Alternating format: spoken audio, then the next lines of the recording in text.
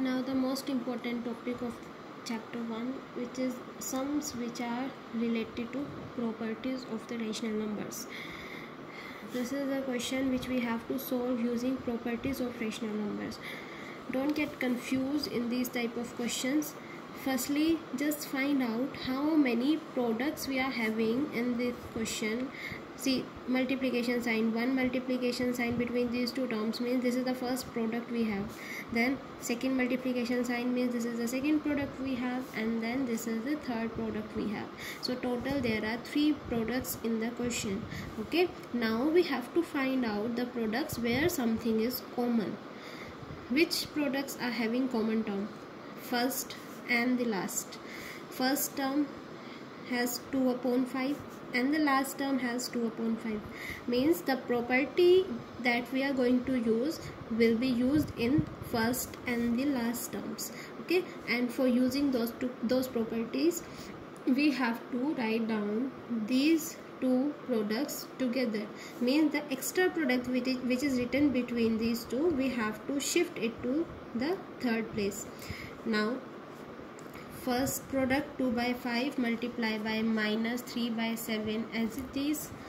Okay, now in place of this product I want to write down this product. Means I want to shift these 2 products. So let's shift it.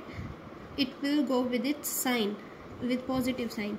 Means it will become 1 upon 14 plus 1 upon 14 multiply 2 upon 5. I have written the third product on second place. Okay, now this product will be written in the last. Minus 1 by 6 multiply by 3 by 2. Okay, and the shifting of the terms that we do means we were having an expression like a plus b, and I have written this expression in the form of b plus a. It doesn't make any difference. The shifting that we do in addition, that is done by using commutative property. So in this step I have used commutative property. Always mention the property with the step. Okay, now these are the 2 products which are having the common terms. When there are 2 products where something is common, we use distributive property in that. So distributive property says take the common term out. 2 by 5 is the common term, take it out, put a bracket, and the 2 remaining terms will be written inside the bracket. Now first product is 2 upon 5 and 2 upon 5 is in multiplication with minus 3 upon 7. So write down this minus 3 upon 7 here in the bracket. Okay, now with second 2 upon 5 we are having 1 upon 14 with a plus sign. So write down plus 1 upon 14. Many students write down multiplication sign here where I have written plus. Some students write down multiplication sign here which is totally wrong. When we use distributive property, we take the common term out and then we put a bracket, and inside the bracket we write down the 2 remaining terms with plus sign or minus sign. Either plus will be used or minus will be used.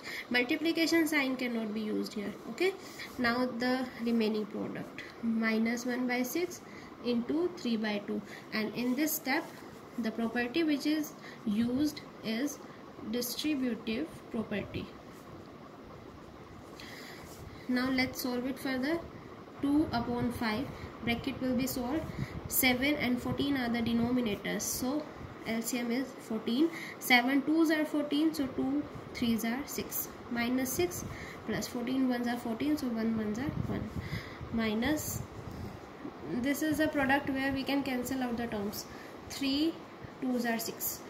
So in the numerator we just have 1 into 1.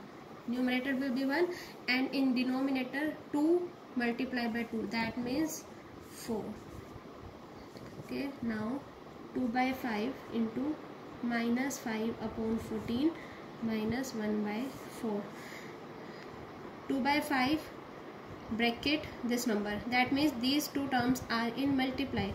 So we can also write this as 2 by 5 into minus 5 by 14 minus 1 by 4.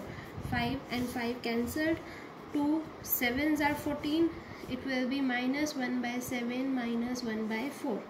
Two negative terms we are having now. Let's take the LCM because these two are rational numbers. 7 and 4 are the denominators. LCM will be 28. Okay, so numerators will be changed accordingly. These are the numerators that we will have. 7 4s are 28, so 4 into 1 is 4. 4 7s are 28, so 7 into 1 is 7. Minus 4 and minus 7 equals to minus 11 upon 28. So this is the whole process, how we use the properties on expression where some rational numbers are given. Firstly, find out the number of products, then find out which products have common term, write them together using commutative property, and then apply distributive property there. And in distributive property we take the common term out and then write down the remaining terms inside the bracket, and then we solve further by Bodmer's rule.